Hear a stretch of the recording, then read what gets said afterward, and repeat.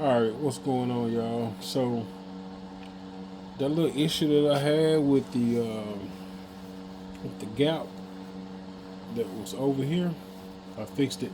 So, what I did was I had to lower the fender and uh, see when I first see. So, really, when the fenders are supposed to go on last after the truck is painted out and stuff like that. But I try to glue all styrene together, much styrene together as I can, before painting, because we all know how hard it is to make parts stick to the styrene. Parts stick together when they already painted. So I figure it wouldn't be no big deal if I go ahead and add my fenders onto the box. But here, let's see if I pick it up.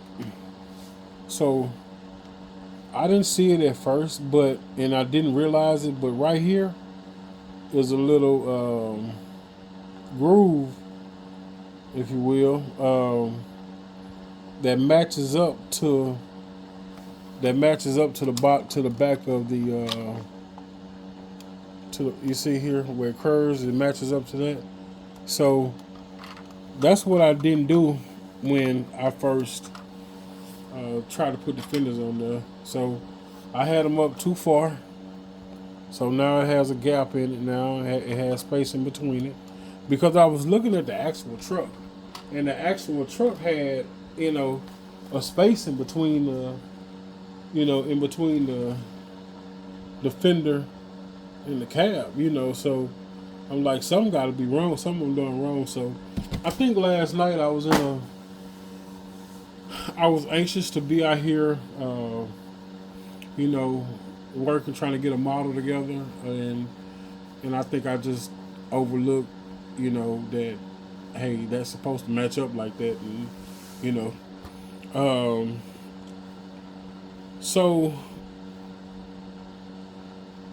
that made me have to snap the suspension loose again and free the suspension. So now it's sitting, it's still sitting nice, and it's sitting right now because I had to bring the fender down, so that made it, go down over the wheel. So somebody in the comments on my last video, I forgot who was it, told me to lower the front down some more, which is a good idea. So I think I'm going to work on that too as well, to try to lower the front a little bit. I'm not going to spend too much time on it. If I can't figure out a quick way to lower it, then I'm just not. I'm just leave it alone. But having it lower down the front will be a good idea.